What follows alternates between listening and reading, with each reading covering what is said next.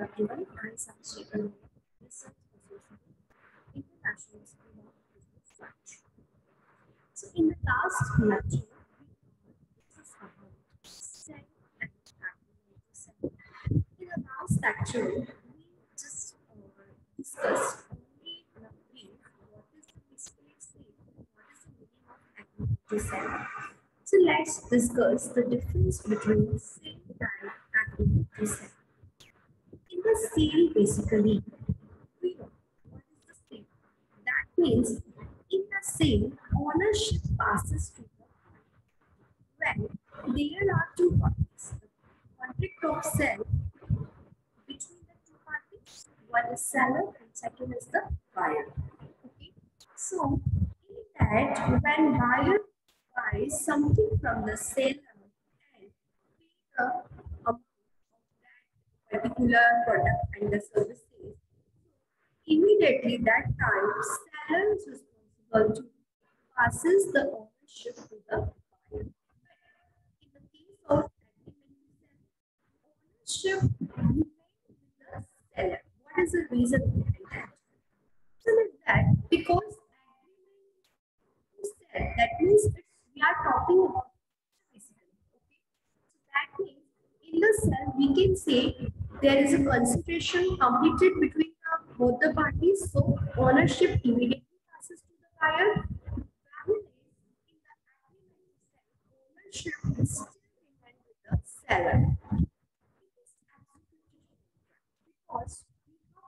the contract, there is a consideration, there is a what are the responsibility, what are their promises, that means both the parties pay their promises, fulfill their promises, but in the agreement to sell, it is executed. That means it will happen in the future basically. So we are saying that this is the agreement to sell basically. Loss falls on the buyer. That means in the contract of sale basically, whenever suppose I buy a mobile phone from the seller. Okay. Now, due to some reason, there is some problem in the screen, the sound problem, and you can say whatever the issue I have found in my mobile. Okay. So, who's responsible? I am responsible. I am responsible for that. Seller is responsible for because the risk of the loss focus on the buyer. That means I will pay for that loss because I am responsible for that. But in the agreement to sell, risk of loss falls on the seller because there is no consideration between the parties. The consideration will be happen in the future. So that's why whatever the loss of particular product, that is loss to the seller. In the sale, seller cannot resell the goods. If suppose I am the seller, okay, and I sell a mobile phone to the buyer basically. Buyer pay the amount of that mobile. So I don't have a right to sell that mobile, resell that mobile to any one party, that means a third party, because now the owner of that mobile who is that is the buyer basically. Seller can sell the goods to the third party because in the agreement to sell, the contract will take the place in the future basically. So we can see that seller has a right to resell that goods to the third party. It can be the specific good. In the sale, take a place only in the existing goods or for the specific good.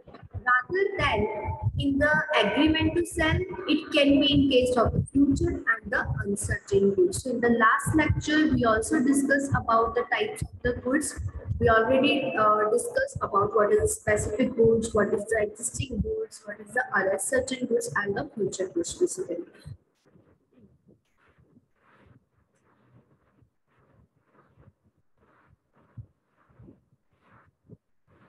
In the same, in case of breach of a contract, seller can sue for the price of the goods basically. Like suppose if buyer breach of the contract, so all the loss who will pay? The seller. So seller can sue, seller can claim for the price of the goods on the buyer basically. But in a case of breach of contract, seller can sue only for the damages, not for the price basically. If like any damages that will be happen due to the buyer fault, okay. So in the agreement to sell, seller has the only right for claim for the damages, not for the actual price, that means the posting. Seller is only entitled to the residual dividend of the price due if the buyer becomes insolvent. Suppose buyer becomes insolvent, so only the seller has a right to claim for the residual dividend of the price due if in the case. Okay. So he has a right only to the price due, that should be rentable dividend of the price due. Okay. Or in the agreement to sell, the seller may refuse to sell the goods to the buyer with of the payments if the buyer becomes insolvent. So in that case, in the agreement to sell, seller has a right to refuse to sell the goods because buyer is insolvent, so who is responsible? Who will pay the price of that goods? So this is the basic difference between the sale and agreement to sale. Sale that tag the immediate place between both the parties rather than in agreement to sell take place in the future.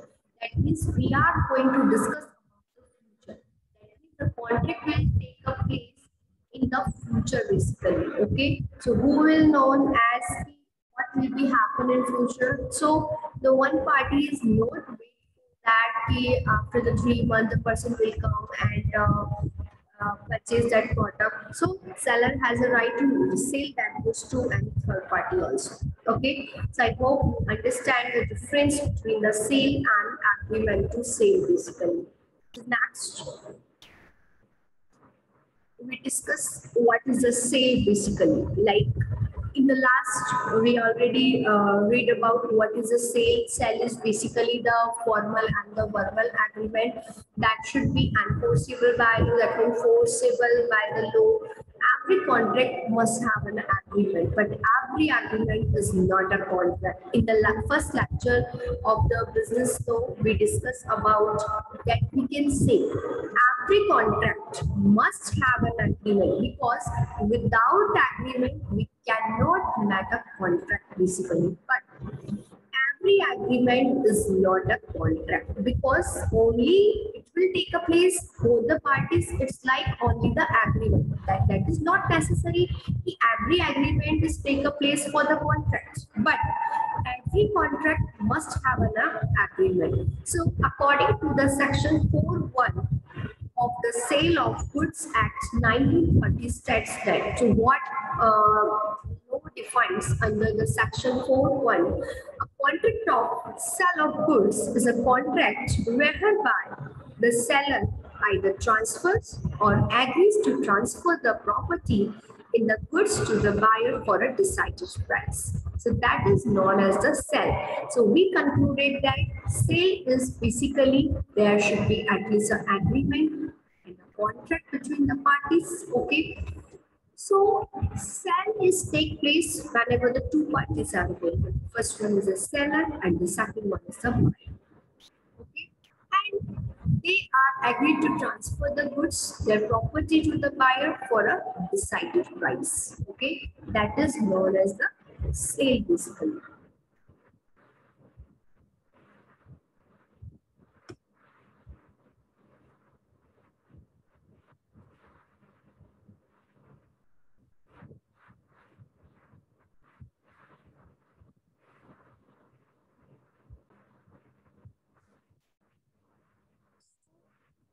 is the difference between sale and hire purchase? Last we have discussed about the difference between sale and agreement to sell. Now we discuss about what is the difference between sell and hire purchase. What is the sale we already discussed?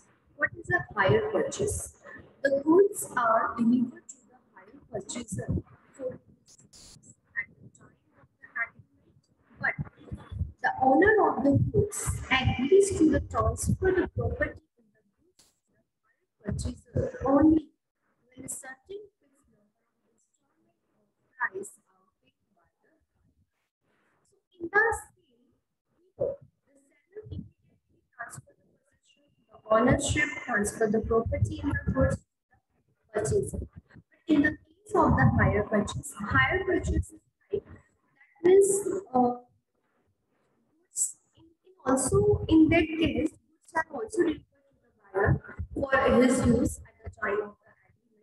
But the owner of the goods should agree transfer of the property to the buyer only when certain fixed number of installments. Like suppose if I buy a mobile, I buy a car. So if I purchase a car on a down payment. Firstly, I have to pay the down payment. After that, how many number of the installment of the price I will pay in the future in by monthly. That should be depend on that. That should be depend on the terms and the condition. But I am not the owner of that car. What is the reason? Because the reason is that until the ownership is not passes to me, when I will not pay the number of the installment of the price, I have to pay first. Then I will be called as the owner, officially owner of that particular product. So let's understand what is the difference between sale and hire purchase. In the sale, basically, transfer of the property in the goods to the buyer for a price. So, I am a seller. Okay, buyer come at my place. He choose this phone. I sell that phone and he pay me the price. That means there is a consideration between both the parties. That means this is the buyer, this is the seller. Buyer purchases a mobile phone from the seller. Okay, then I will pay the price of that goods. Okay, so I have to transfer that property, that mobile phone to the buyer. Now he is the owner. But in the hire purchase, we can say the agreement is not a sell or a actual sell. Because until installment, the last installment of that car, of that product is will pay by that you can say will pay by the buyer. That means the it will take the proper contract of a sale basically, but until it is a hire purchase. Okay, because in which in the sale we can find that all the amount, that means whole amount, like the product price is the 50,000. 50,000 is paid at a one time. But in a hire purchase, it will pay in a installment like 5 installment, 10 installment, that is different. Transfer of ownership. In the sale, transfer of ownership is passes at immediately. When I pay the price of that product, so the ownership is immediately transferred to me. But in a case of hire purchase, ownership is not transferred until the last installment will pay by the buyer basically. Number of contract. There is the one contract, but in a hire purchase, there are the two contracts. Possession of goods basically. In the sale, possession of the goods is with the buyer basically. But in the hire purchase, possession of the goods is still with the seller basically. Termination of the contract. In the contract of sale, both the parties don't have a right to terminate the contract. But in the hire purchase, if any installment is not paid by the buyer, so seller has a right to termination of the contract. Transfer title to third party. In the contract of the sale, seller to transfer of the title that is a particular product. We are talking about that to the third party. And in the hire purchase, the seller has a right to transfer of the title to the third party recipient. In the sale, there is a written contract. Written contract. But in the hire purchase, there is a written contract. Because if suppose I transfer the goods to the buyer, okay, and on which basis I can claim for on the buyer to pay for the installment, to pay for the price of that goods. So that's why it should be the written contract. Treatment of installment in the same contract of the sale. There is no treatment of the installment, but if we talk about the hire purchase, there is a it is treated as the treatment of the installment because in that case, buyer will pay all the price in the installment basically. In the contract of the sale, the seller has no right to regain the possession of that goods. But if we're talking about, if we compare it with the hire purchase, the seller has the right to regain the possession of that goods basically. So I hope you understand the difference between the sale and the hire purchase. So we discussed, it's clear, very clear with all of you about what is the difference between the sale and agreement to sell. And next is the difference between the sale and the hire purchase. So the we start about the document of the title of the goods. So what type of the goods that can be treated as a document of the title?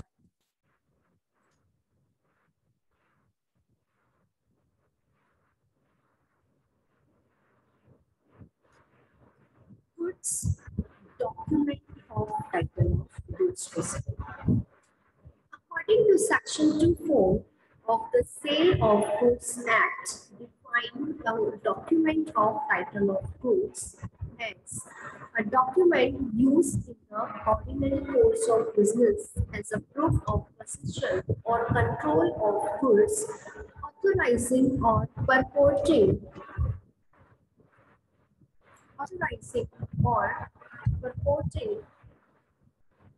to authorize either by endorsement or delivery the possessor of the document to transfer or to receive the goods thereby represented.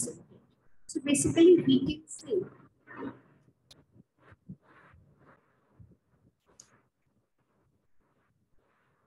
the documents to transfer or to receive the goods thereby represented.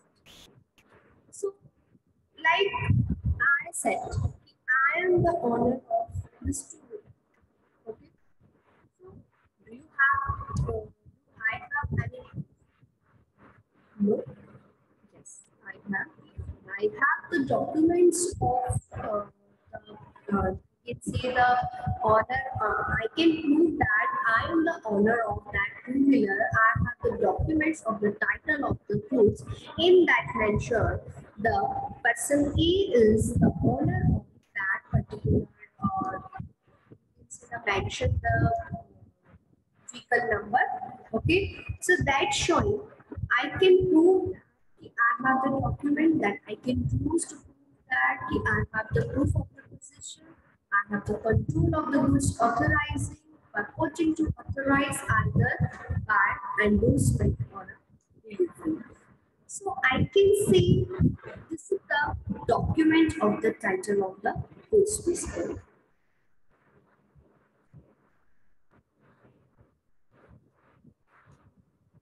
So what are the essential requirements to of a document of title of goods? The First one is the mere possession of the documents created a right by law or trade or uses to possess the good represented by the document. So I said that he, so who will, you can see who will be for you. I am the owner of that book. So for showing that I am the owner of that book, I have the possession of that book that represented by the document in which mentioned the document that is approved by a law by the users or by the trade discovery. Goods represented by documents are transferable by the endorsement by the delivery of the document. That means that should be the goods that is represented by the document that should be transferable only by the endorsement or only by the delivery of the document. Not another way can use for the transfer.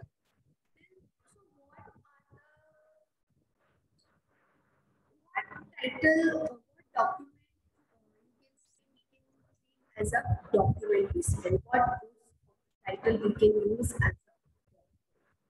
so bill of lading, dog warrant, warehouse, keeper certificate, these are considered as a document of the title of the goods. What are the risks in advance against document of title of goods? The first one is possibility of fraud. What type of the possibility of the fraud in dishonesty? Sometimes it may happen that the documents may form one or the quantity written within the documents may be fraudulently altered. The shipping and the railway authorities do not testify the such documents. They only testify the number of the bags, packages received for the purpose of the transportation. So they are not responsible for that. They will find out who is the owner of that. They just check the number. They just check the number of the bags, packages that is received for the purpose of the transportation. There may be the possibility of the fraud dishonesty due to the document. It may happen sometime that the documents may be the fault or the quantity or rather written in bad basically.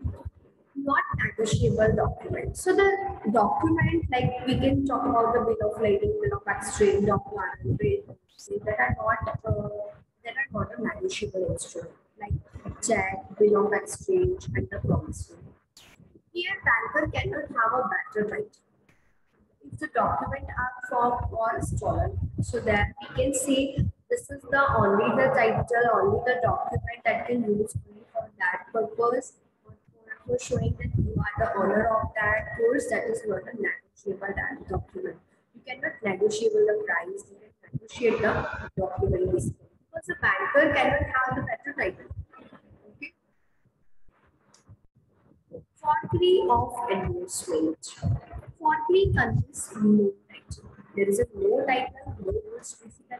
In case of forged endorsement, banker can assert this right because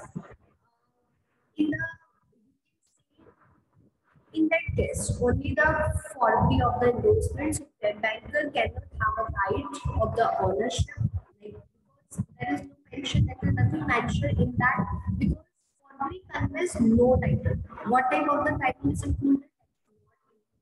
That right of stoppage in transit is with the unpaid seller. So the seller has a right to stoppage in transit any unpaid seller if the suppose the goods on the way and still the buyer is the seller is still unpaid. So the seller has a right to stoppage in the transit of goods. What in case if the seller has a right to stoppage in transit, if the suppose the buyer become insolvent, the goods are delivered the unpaid seller cannot be stop the goods in transit. So in that case, the right of stoppage